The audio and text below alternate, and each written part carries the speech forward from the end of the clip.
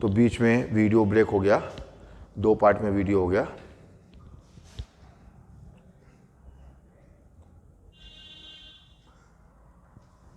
According to Faraday's law,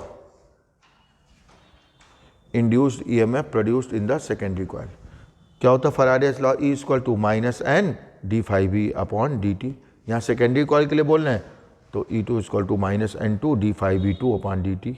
N2 को अंदर ले गए, N2 5B2 की जगह क्या लिख दिया हमने? Mi1, M को बाहर ले लिया। अब M की वैल्यू निकालेंगे तो minus E2 DI1 upon D T. अगर DI1 अपॉन डी टी क्या ले लें? 1 एम्पियर पर सेकेंड। ये है क्या? Rate of change of current in primary coil. Rate of change of current in primary coil.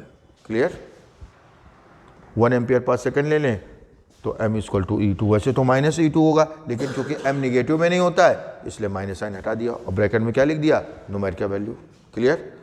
लिखो 10 comma inverted comma. The coefficient of mutual induction. The coefficient of mutual induction. Bracket में लिख लो mutual inductance. एक ही चीज है, चाहे कह दो coefficient of mutual induction या फिर क्या कह दो? Mutual inductance between two coils. Between two coils is equal to numerical value of induced EMF. Numerical value of induced EMF produced in the secondary coil. Produced in the secondary coil. Secondary coil, while rate of change of current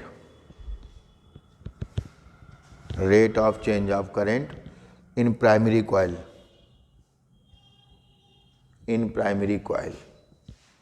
is 1 ampere per second. 1 ampere per second. Clear? ठीक। Unit देखो, ये volt, ये ampere और ये second. Volt upon ampere per second. Second कहाँ जाएगा? ऊपर। Volt second पर एम्पियर। क्या बोलते हैं इसे? हेनरी। वोल्ट सेकेंड पर एम्पियर को ही क्या कहा जाता है? हेनरी। डायमेंशन फार्मूला आप जानते हो, LRC। नहीं जानते हो LRC? 1222, 1232, 1242। ठीक है? L का मतलब सेल्फ इंडक्टेंस, और जो म्यूचुअल इंडक्टेंस का होता है वही सेल्फ इंडक्टेंस का। 1222 ना समझ आए तो उससे निकाल सकते हैं भाई। वोल्ट की जगह क्या लिख दोगे? जूल पर कूलाम। वोल्ट या क्या लिखोगे? और जूल का क्या होता है? ml square T-2। कूलाम का क्या होता है? AT। एम्पियर का A, ये सेकेंड का T। हमने बताया था 3 याद रखने के लिए, 1222, 1232, 1242।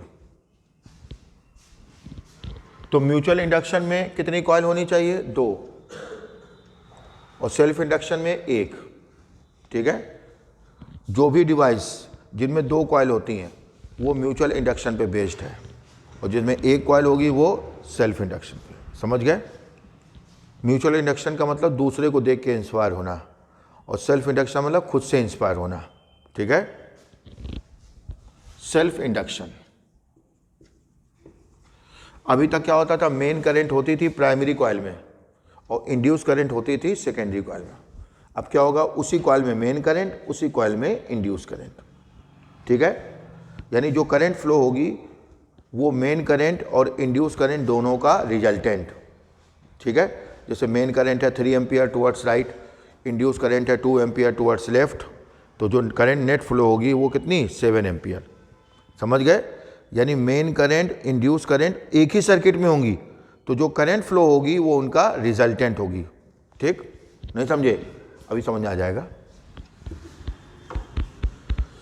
तो जब हम किसी कॉइल में करंट स्टार्ट करते हैं या करंट ऑफ करते हैं या करंट की वैल्यू को चेंज करते हैं, जब हम किसी कॉइल में करंट स्टार्ट करते हैं या करंट ऑफ करते हैं या करंट की वैल्यू को चेंज करते हैं, तो अपने आप उस कॉइल में एक इंड्यूस ईएमएफ प्रोड्यूस होता है और एक इंड्यूस करंट फ्लो होने लगती है। ठीक है बेटा, अभी 10 मिनट हैं, 10 मिनट बाद चलेंगे। ठीक है,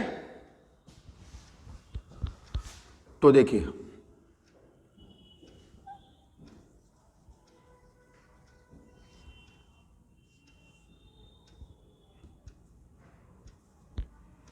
थोड़ा इधर बनाए।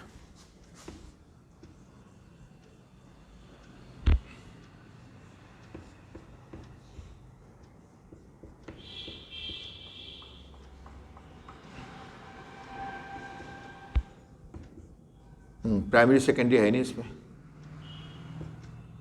ये की हो गई ऑन ऑफ करने के लिए, रियोस्टेट हो गया, ये सेल हो गया। ठीक है, अब मान लेते हैं मेन करंट को इंक्रीज कर रहे हैं। क्या कर रहे हैं? मेन करंट को इंक्रीज कर रहे हैं रियोस्टेट के द्वारा, इंक्रीजिंग मेन करंट।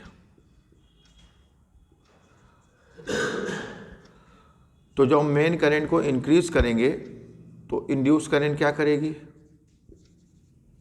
उसे डिक्रीज करने की कोशिश करेगी, यानी कहाँ फ्लो होगी? अपोजिट डायरेक्शन में। क्योंकि जो इंड्यूस करंट होती है वो उस रीजन का अपोज करती है जिस रीजन के कारण प्रोड्यूस होती है। ठीक है, तो यहां पे जो इंड्यूस करंट प्रोड्यूस हो रही है वो मेन करंट को बढ़ाने के कारण, तो इसलिए मेन करंट के इंक्रीज होने का वो क्या करेगी? अपोज करेगी। समझ गए? यानी अपोजिट डायरेक्शन में फ्लो होगी। अब किसी टाइम किसी इंस्टेंट पे अगर मेन करंट मान लेते हैं 10 एम्पियर है और इंड्यूस करंट कितनी है? 3 एम्पियर, तो इस सर्किट में जो करंट फ्लो होगी वो कितनी फ्लो होगी? 7। नहीं समझे? यानी दोनों का रिजल्टेंट फ्लो होती है। क्लियर? अगर हम मेन करंट को क्या करें? डिक्रीज करें। मेन करंट को क्या करें? डिक्रीज करें, तो उसे इंड्यूस करंट क्या करने की कोशिश करेगी? इंक्रीज करने की। हम क्या कह रहे हैं, कुछ समझ पा रहे हो? जो इंड्यूस करंट होती है वो उस रीजन का अपोज करती है जिस रीजन के कारण वो प्रोड्यूस होती है। अब ये क्या है? Decreasing main current.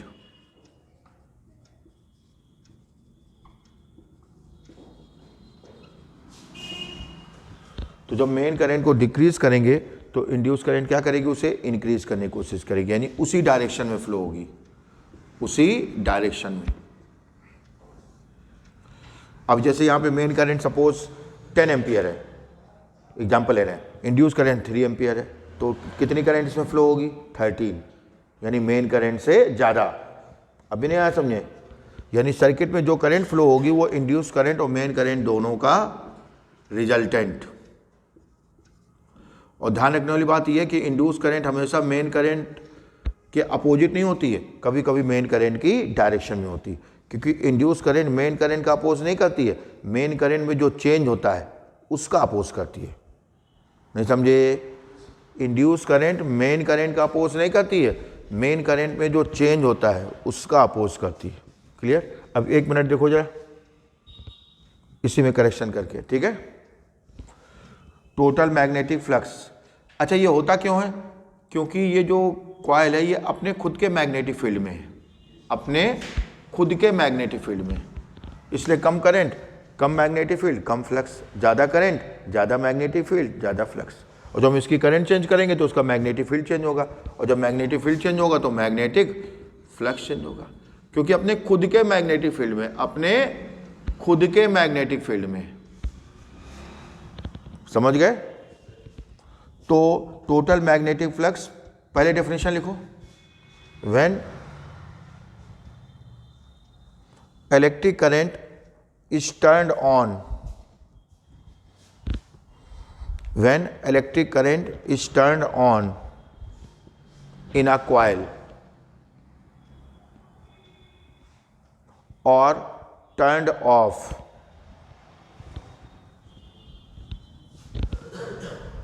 or changed, then an induced current starts flowing, an induced current starts flowing in that coil itself, in that coil itself, comma, this induced current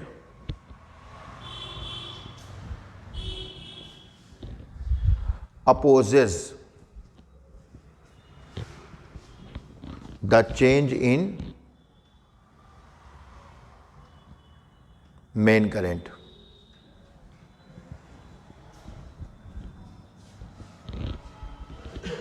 Full stop. This phenomenon is called self-induction.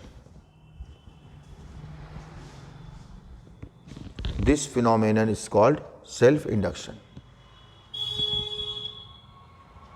ठीक है, अब 2 minute देखो जरा। अगर इसमें कम current होगी तो कम magnetic field होगा, कम फ्लक्स होगा। ज़्यादा करंट होगी, ज़्यादा मैग्नेटिक फील्ड होगा, ज़्यादा फ्लक्स होगा। ठीक है, नहीं समझे? क्योंकि ये खुद के मैग्नेटिक फील्ड में है, खुद के मैग्नेटिक फील्ड में। ठीक, तो total magnetic flux passing through the coil, बस 2 हटा दो यहाँ। जब हम प्रपोर्शन हटाएंगे तो कांस्टेंट यहाँ पे क्या आएगा? एल। एल को क्या कहेंगे? कोएफिशिएंट ऑफ सेल्फ इंडक्शन, या फिर क्या कहेंगे? Self inductance. समझे? अभी नहीं समझे? Of the coil, given coil. According to Faraday's law, the induced EMF produced in the coil, बस 1 2 हटा दो, इसको अंदर ले जाएंगे। N5B की जगह क्या लिख देंगे? Li।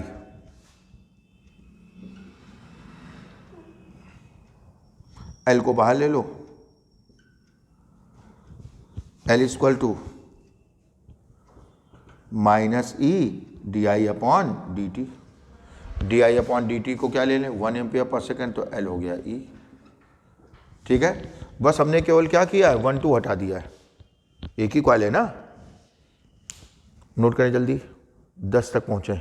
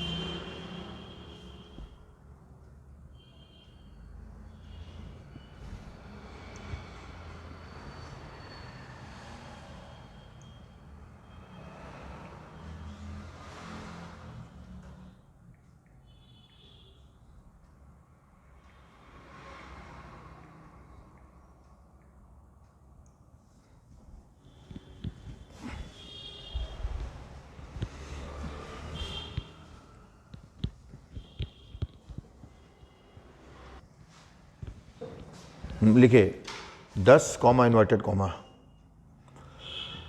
The coefficient of self induction, the coefficient of self induction, bracket में क्या लिखोगे?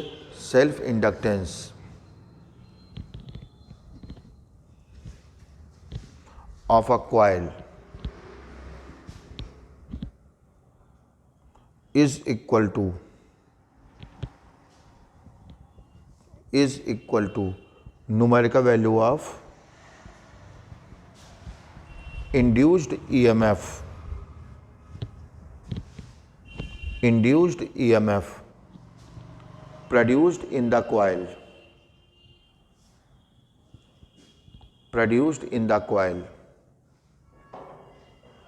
while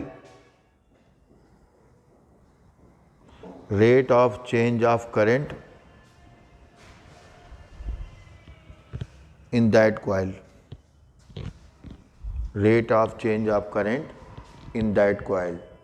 is 1 ampere per second.